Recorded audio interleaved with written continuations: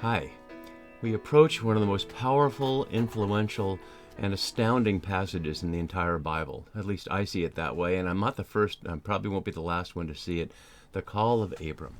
There's so much going on here, and I don't know how long this video is going to be. You'll know when you start watching it, but I don't know now. It may be really long, but there's so much here that is important, so bear with it. If you need to take a break, I understand, but let's just jump right in. First of all, one of the first things to look at is how unexpected what happens is here. As we completed last time looking at the Toledot of Terah in 11:27-32, we can see on the left side of the screen that it ends with the simple narrative summary, as we've seen throughout so many of the genealogies. The days of Terah were 205 years, and Terah died in Haran. And then something astounding happens. Now Yahweh said to Abram, "Go from your country and your kindred and your father's house to the land that I will show you." If we didn't know that was coming, could we possibly have expected it from the verses before? We were told that Terah had 3 children, one of them died, and that now he's got Abram, and he took them, as you see in verse 31, on this trip for reasons we don't know.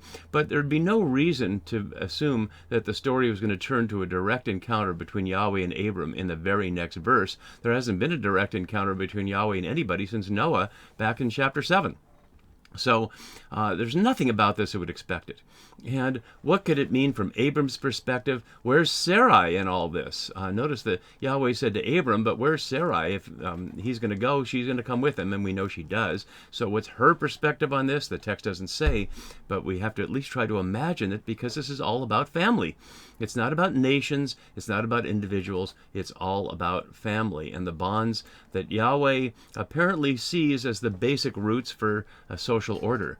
Not starting from a king and delegating it down through important people down to the peasants, but starting at the ground level with a man and a woman, and for that matter, an old man and an old woman, and for that matter, a childless old man and a barren old woman to start this story.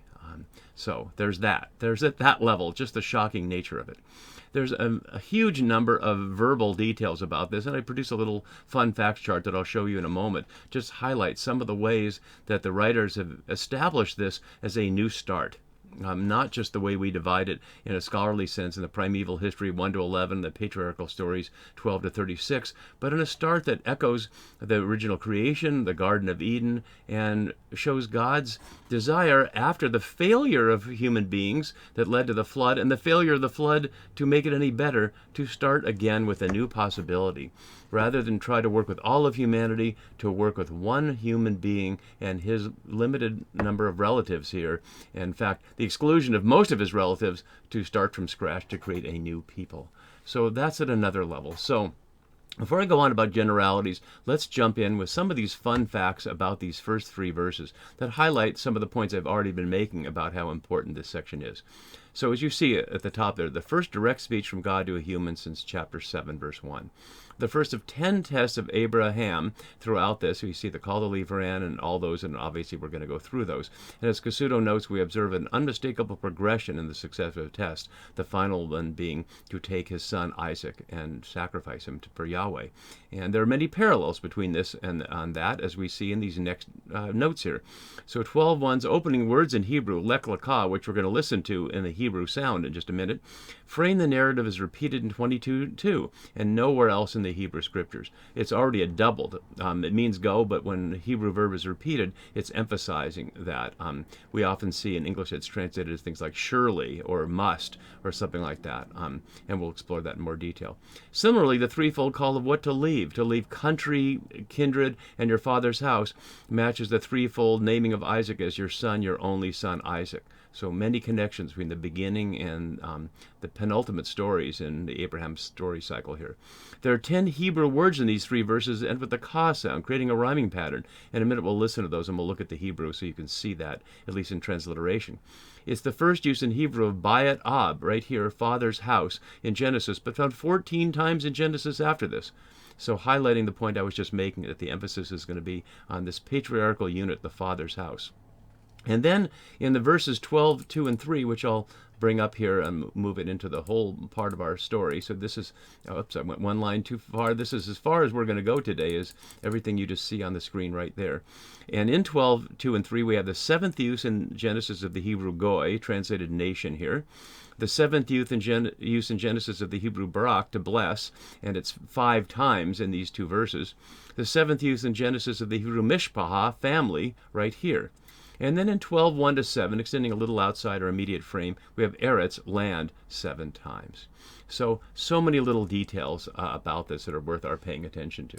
So let's bring up the Hebrew, and let's listen to the Hebrew, and as we listen to it, I'll follow along so you can see this, how the sound that you may be unfamiliar with matches the words on the screen. ויאמר אדוני אל אברהם, לך לך מארצך וממולדתך ומבית אביך אל הארץ אשר אראך, ואעשך לגוי גדול, ואברכך, ואגדלה שמך, והיה ברכה, ואברך מברכך, ומקללך האור, ונברכו בך כל משפחות האדמה.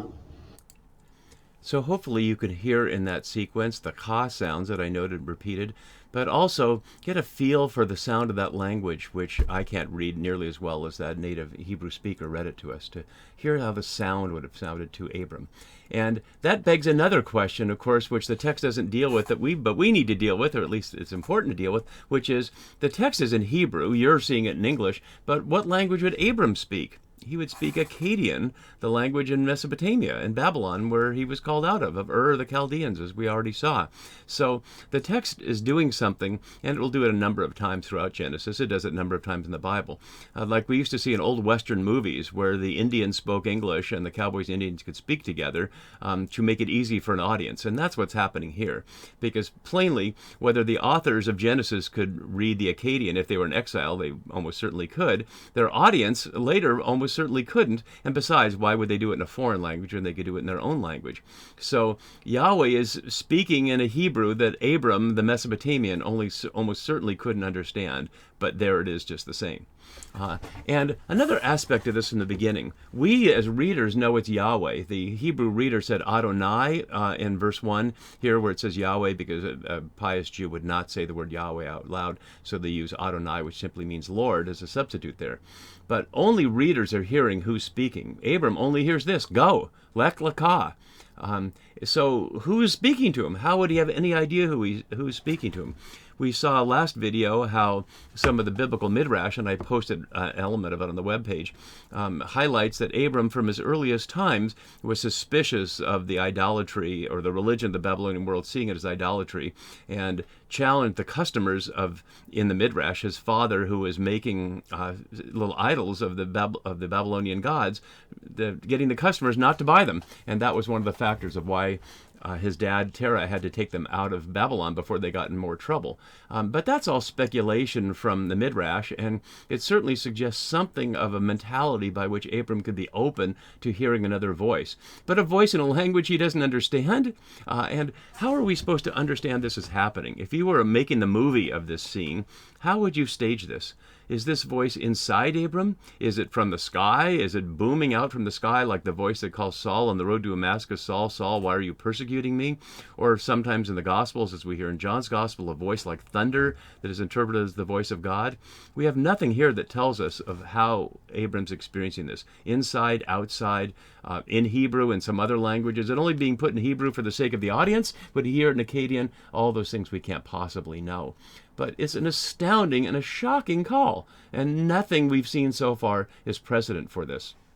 If we look at our map here, we can see that, as I looked at last time, it echoes the call out of exile here, or into exile going this way. But it starts here from Haran. This is where we already saw his father travel to Haran, aiming for Canaan, which is throughout here, but for reasons we don't know, stopping there. So this is where the experience is happening. And so the call to go from your country has already happened, in a sense, although Haran is part of the Mesopotamian Empire, but Ur is 1,000 kilometers back down here. He hasn't left, and let's look at the details of that before I say some more about it. Your country and your kindred here, and we heard the Hebrew, I won't try to say that out loud again, only a couple of other times. But it's a question of whether this is suggesting Haran is Abram's birthplace, given that we saw that he's called out of Ur. And the word for kindred here has the same root as toledot. As we saw last time, Sarah's childlessness, the valad, which is an unusual use of that, we saw how those words are related in Hebrew. So as Aviva Gottlieb Zornberg says, Abraham must leave the source of his generation, which is to say his kindred, in order to generate more generations. And his father's house, as we noted the first time here, but we see all these other times there. And his father's house would be to say Terah's house. And so this is a great insult to his father to leave his father behind in Haran and take his wife and go. And there's not even a goodbye ceremony. When Jacob and his wives Rachel and Leah leave the wife's father's house in Paddan Aram, there's a whole ceremony to have them depart. And it's not even Jacob's father, it's the wife's father. But here there's no sense of any kind of celebration or departure or any kind of concern on his father's part or any kind of concern on Sarai's part either. And to make it even stranger, go from all these things, everything you know that makes your identity what it is, to a land, Eretz, same as country here, which is a little misleading, that I will show you. And that echo will come up again in 22:2. Take your son to the place that I will show you. What could that possibly mean? How can we imagine that God will show somebody something? What mechanism do we imagine by which Yahweh say, yep, right here, this is it? Is it just going to be the place he's standing on, or how wide is it going to be? And we're going to see several versions of that throughout the Genesis story. And the question of how wide it is, as I noted last time, plays out even today in Israeli-Palestinian relationships around the land of Israel. So all that for verse 1, and there's more, but I'm going to keep it a little bit short here. So we get to verse 2, and we hear now, after the command from Yahweh to Abram, now it's all about Yahweh. And as we saw last time, I won't bring it up again, in the promise invitations, this is the first of those promises. So the invitation is to go, and here we see the promises. And they are complex promises that could be interpreted a number of ways. So I will make of you a great nation. I will make... And I won't look at that note there, but it highlights that God is the creator of you, a great nation, a lagoi gadol here. And we see that a number of times, that phrase here, a great nation. What do we hear when we hear nation? It's not like the United States or Australia or Canada or France or England, a nation state in the sense it developed mostly in the 19th and 20th centuries, but of an ethnic group. Goyim, plural, are non-Jews. It can be translated into English via the Latin as Gentiles, but nobody thought of themselves as Gentiles any more than people in this North American continent where I'm making this video thought of themselves as Indians. It's a term of othering that one group of people refers to the others as. And yet, to the extent that the Goyim are the non-Israelites, Yahweh is saying, I will make you into a nation. Not into an a people, which is usually the distinction later in later writing, later in the Bible, not necessarily later in when they were composed, between Goyim, the nations, which is everybody else besides Israel, and a people. And yet here I will make you into a goy, a nation, and I will make you and make your name great. The makings by God here echo negatively against the making of their name great in the Tower of Babel story. So it's reversing the making of the name there. I don't have that directly in my note, but if we recall from the Tower of Babel, they wanted to build a tower in the city to make their name great. And so it juxtaposes at the end of the primeval history the failed way that humans make their name great by accomplishing great things on the earth and developing a reputation, or God making somebody's name great through the process of obedience and blessing. And that is the challenge throughout the Bible and really throughout all of history if we see it from this perspective. So, blessing is repeated 5 times here. Let's look at it in detail. I will bless you. And as we saw early in the Garden of Eden story, a blessing here means fertility. It means I will establish fertility for you and the land around you. I will bring forth life from you. It's not just anything good that happens in the way we talk about it nowadays. I got a new job and that's a blessing or something like that. But it specifically refers to fertility of the human body or the earth. And of course the issue here is going to be children. contrary to the fact that they're old and Sarah's womb is barren. But of course, we're going to see how that plays out. I will bless you, and I will make your name great. Whether that's Israel as the child of Abraham or other versions of that. We'll look at that more as we go. And you will be a blessing. It's an imperative here in this form, Vayahah, Barakah. And Barakah as the noun form, as opposed to the verb form, is next in chapter 27 and all these other places. And after the Torah, only in Exodus 32, so not that common. So the act of causing a blessing, and Barak, and to be the noun blessing, Barakah, 3 times here. So notice what's happening. I will make of you a great nation, which means you will have offspring, and I will make it fertile, and your name will become important, and you will be a blessing. How that happens is not clear. Let's go back and look at that for one moment.